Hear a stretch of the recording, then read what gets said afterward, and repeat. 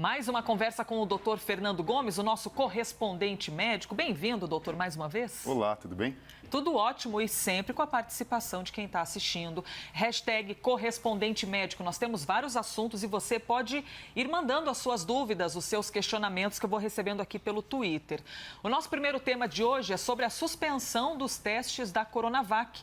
A Agência Nacional de Vigilância Sanitária, Anvisa, determinou a interrupção do estudo clínico depois de um evento adverso grave. A Coronavac, que é a vacina desenvolvida em parceria com o Instituto Butantan, aqui em São Paulo, e que já fez parte aí de tantas notícias nos últimos dias envolvendo o governo federal. Doutor Fernando, o que é um evento adverso grave que foi registrado nesse processo de testagens da Coronavac? Quando a gente leva em consideração o desenvolvimento de uma vacina ou de qualquer medicamento, existem critérios que a Anvisa estipula como sendo reais, necessários para se prosseguir ou não com a investigação científica, com a aprovação do medicamento ou do imunizante. Então, óbito seria uma questão relacionada, risco de vida, complicação grave, necessidade de internação do paciente, situação em que, por exemplo, uma gestante venha desenvolver um feto com uma malformação e isso seja comprovado, ou então até mesmo qualquer outra situação que coloque em risco a vida da pessoa. Nós não sabemos ao certo qual foi a complicação relacionada a esse último caso, mas a gente está aqui acompanhando de perto o desenvolvimento de várias vacinas e a gente notou, não só com essa como com outras também, a interrupção, pelo menos temporária, até se averiguar os fatos e se identificar se houve mesmo uma correlação e se esse motivo, essa situação foi tão grave a ponto de necessitar, então, a interrupção definitiva ou não. E se esse paciente, lembrando que mais de 10 mil pessoas receberam esse imunizante, e se esse paciente tomou de fato esse imunizante ou placebo, que é uma informação também que não sabemos. Exato, isso precisa ser analisado, as tábuas precisam ser abertas e o caso ser visto de perto, antes de se tomar uma decisão definitiva. A própria empresa responsável pelo desenvolvimento afirma veementemente que não tem nenhum dado que comprove, né, uma complicação tão grave como essa, mas enfim, os fatos precisam ser vistos. A gente tem aqui explicação no telão, mas só lembrando, o senhor acabou de citar a respeito de outras testagens, de outras empresas, outros imunizantes também já tiveram os testes suspensos. O de Oxford em parceria com a AstraZeneca, também o da Johnson & Johnson, que interromperam a testagem e depois eles naturalmente voltaram ali para a fase de testagem depois da análise. Elisa, a gente precisa dizer exatamente isso. Isso é normal, isso faz parte do processo do desenvolvimento científico e a gente sabe que isso acaba funcionando, como, por exemplo, um zagueiro ou até mesmo um goleiro que nos protege de alguma forma de tomar um gol, alguma coisa que seja um problema adverso, passível de identificação e correção. Muito bem, aproveitando então que temos essas informações, a gente está falando de qual etapa, doutor, que esse teste foi No caso aqui a gente está interrompido? falando da fase 3, então assim, já passou pela fase inicial, a fase 1, estudos em humanos, identificando a segurança biológica. Depois a fase de existir a necessidade de se provar que de fato o imunizante ele provoca alguma reação no sistema imunológico, senão não teria sentido. Né? E a fase 3, então, a pesquisa da eficiência, da eficácia e de quanto que ela pode ser, de fato, utilizada na população, trazendo para a gente um número do quanto que ela tem poder para isso. E é justamente nessa fase em que houve essa identificação e essa interrupção dita pela Anvisa. Assim que tivermos mais informações a respeito disso, com toda certeza nós traremos aqui para vocês. Ainda falando sobre vacinas, 2 imunizantes foram anunciados com 90% de eficácia. O da Pfizer, que nós trouxemos aqui para vocês, e também o russo, o Sputnik V. Doutor, quando a gente fala de 90% de eficácia, isso é muito? Isso é pouco? O que significa 90% nesse caso? Bom, isso é um número robusto, né? Esses dados mostram que, se você parar para pensar, 10% das infecções depois do estudo vieram em pacientes que receberam a vacina, mostrando que 90% não tinham tomado a vacina. O que eu quero dizer com isso? 100% existe?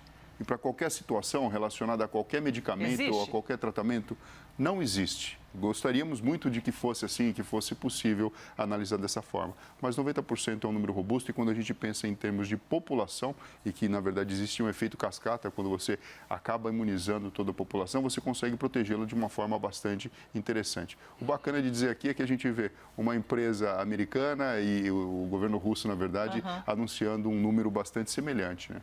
E quando a gente fala em 90% de eficácia, um imunizante que alcance esse número, ele ainda pode apresentar problemas na pessoa que recebe esse imunizante?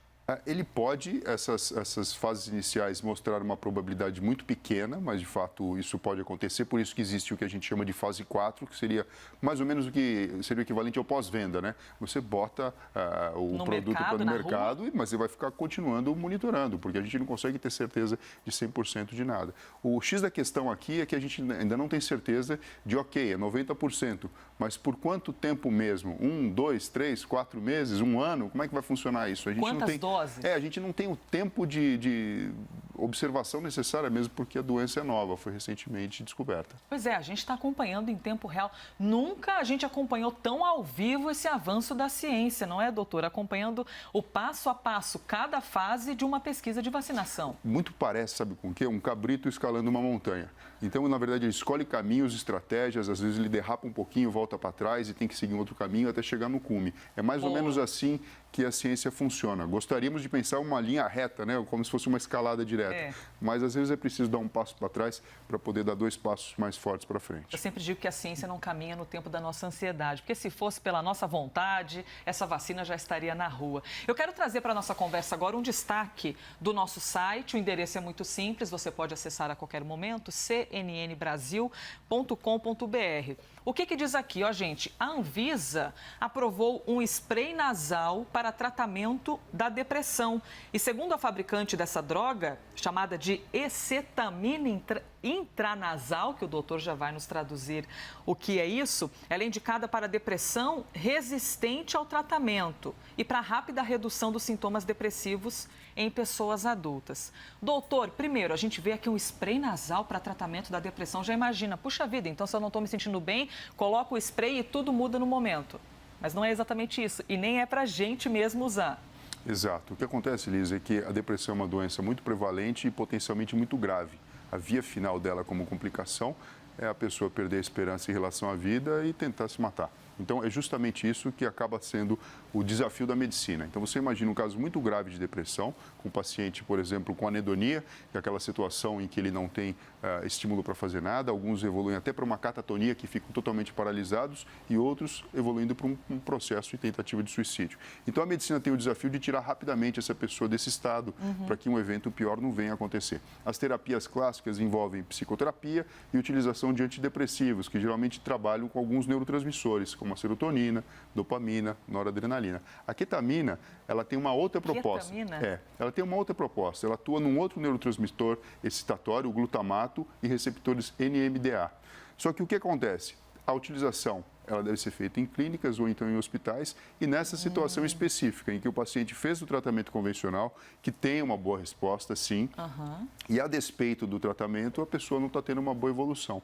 Então, visando uma boa recuperação, esse medicamento ele vem para compor o arsenal que a medicina tem para tratar dos pacientes. Lembrando que não só a psicoterapia ou o tratamento químico tem seu papel, né? A gente não pode deixar de citar que o próprio tratamento com eletricidade, a eletroconvulsoterapia, tem o seu papel e existe todo um racional teórico para que venha a funcionar e reequilibrar esses circuitos neurais. Então, doutor, a gente vê um pacote de ferramentas para auxiliar quem tem depressão. E quando a gente fala do spray nasal, a gente está falando então de um caso grave, de uma pessoa que já tentou de repente todos os tratamentos e sente até vontade de tirar a própria vida. Aí é uma ferramenta a mais para auxiliar, é isso? É uma ferramenta a mais e com a proposta e com resultados rápidos em termos de resolução. Então, em cerca de 1 dia, 2 dias, é possível tirar o paciente desse estado e ele passa, então, a responder às outras medicações. E esse não é um remédio que a gente está falando que vai vender na farmácia, né? Me vê aí um spray nasal contra... Os médicos é que manipulam isso, que usam. Exato. Elisa, quando a gente olha no horizonte da evolução da neurociência, esse é um tópico extremamente interessante. A gente pega o começo do século passado, nós tivemos, por exemplo, a premiação do Prêmio Nobel para Egas Muniz, que é um neurocientista português, que desenvolveu a leucotomia frontal. Naquela época não existiam medicamentos e a proposta para se tratar casos como esse, por exemplo, era lesar o cérebro, era cortar a conexão do córtex pré-frontal, que a gente tanto fala aqui, essa parte que dá para a gente a inteligência, a manipulação dos pensamentos, do resto do cérebro. O que pode parecer um absurdo, né? Quando a gente olha para trás e fala, como é que se trata uma pessoa dessa forma, provocando uma lesão no cérebro? Mas a gente percebe que a ciência vai progredindo, aquela história do cabrito que vai escalando a montanha. Então, para a gente chegar nesse nesse ponto de hoje que a gente está vendo da existência de um medicamento que pode ser administrado via nasal e ter uma resposta rápida, quanto a ciência não precisou trabalhar, até se pareceu truculenta no passado, e hoje em dia a gente consegue perceber um refinamento dessa forma. Sensacional. Eu vou aqui para as nossas participações também, antes de trazer o próximo tema. Hashtag correspondente médico. Qualquer que seja a sua dúvida, você pode mandar e eu compartilho aqui com o doutor. Inclusive, enquanto eu ouvia o senhor explicar, eu fiquei pensando aqui, imagine lá na década de 60, 70, quem sofria desses transtornos, quem tinha depressão, sofria de ansiedade, os tratamentos eram outros. Hoje a gente tem uma modernidade tremenda em cima dos tratamentos. Lá atrás as pessoas sofriam um pouco mais, inclusive até diagnosticar a doença. Exato. E, sobretudo, a questão do preconceito, né?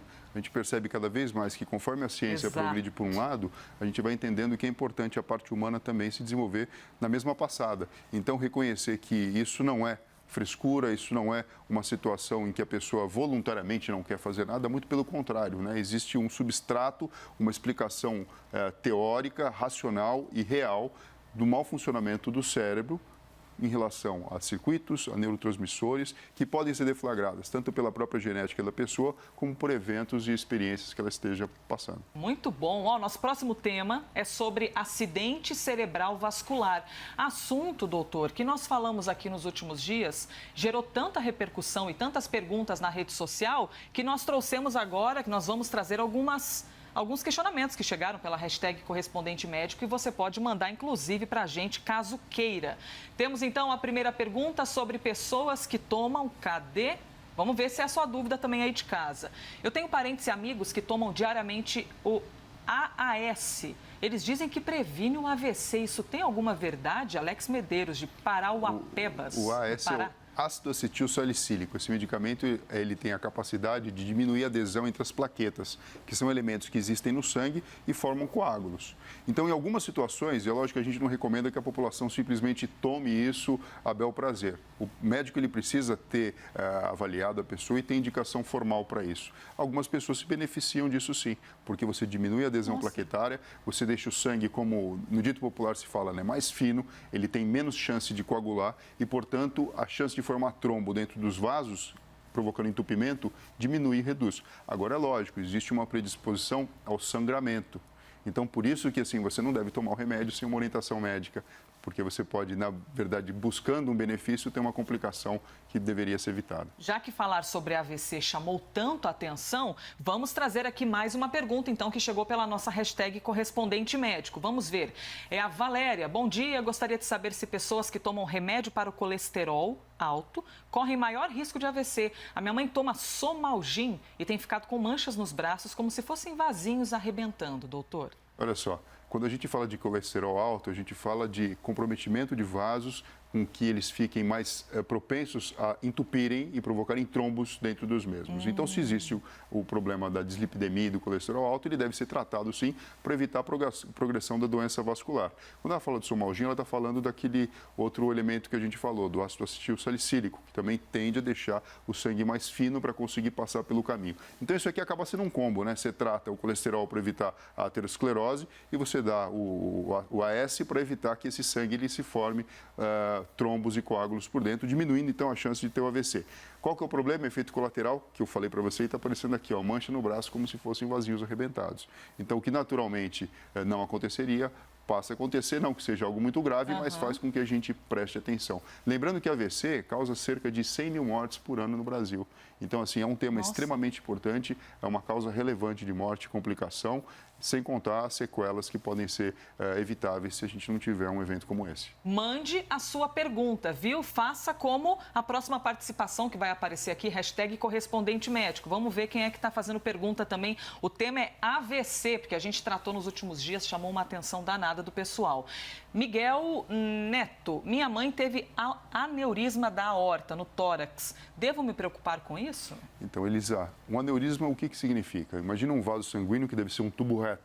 Um aneurisma é uma dilatação desse vaso de uma forma doentia, que não é normal. O risco de um aneurisma é romper, como se fosse uma bexiga que se pronuncia num pneu lateral, alguma coisa assim, poderia provocar uma ruptura. É justamente isso que a gente não quer. Existem os aneurismas cerebrais, que acontecem dentro dos vasos intracranianos, ou os aneurismas de outras artérias do corpo, como, por exemplo, a artéria aorta, que acaba sendo aquela grande artéria que sai do coração e é responsável por distribuir o sangue para todo o corpo.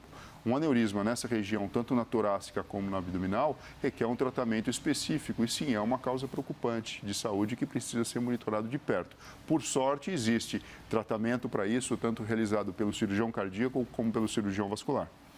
E AVC é hereditário, doutor? As pessoas já ficam pensando nisso. Meu pai teve, minha mãe teve. Devo me preocupar? Eu acho que até tem a ver um pouco com a pergunta do Miguel.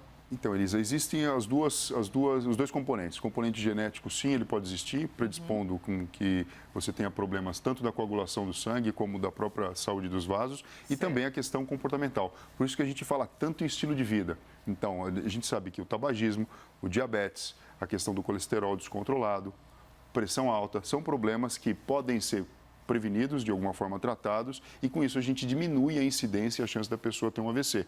Então, independente da genética, o fato de você cuidar do seu estilo de vida faz com que você tenha uma proteção adicional e não tenha esse problema. Muito bom. Mais uma pergunta, temos tempo para isso? Que coisa maravilhosa. Vamos lá, mais uma participação então aqui com o doutor. A pergunta, hashtag correspondente médico. Tive um AVC hemorrágico aos 28 anos durante o parto, foi cesariana, da segunda filha dela. Eu estava anestesiada. Isso é comum, doutor?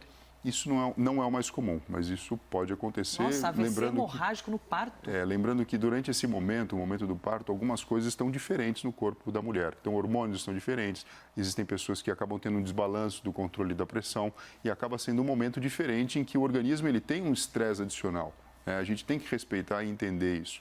Por sorte, isso não é normal. Existe a preocupação em se fazer um bom pré-natal para, caso seja identificado uma situação de risco para a gestante, que todo cuidado seja tomado para que problemas como esse não venham a acontecer. Mas nesse pré-natal é preciso pedir um exame diferente para essa gestante? Ou dentro do pré-natal isso já pode ser identificado? Dentro do pré-natal isso já pode ser identificado e principalmente conforme vai chegando perto do momento do parto, no qual o próprio bem-estar da paciente é avaliado, a questão da pressão arterial e de outros exames que acabam podendo traduzir um risco adicional para um problema como esse. Respondido, então, para você. Tem mais várias perguntas chegando aqui, agora eu vou guardá-las. Conseguimos trazer algumas, a gente guarda para as próximas, inclusive a sugestão do Marcelo Tavares. Está falando aqui, devemos falar sobre o câncer de próstata, já que estamos no Novembro Azul. Fica a dica, então, para a gente trazer para as nossas próximas conversas.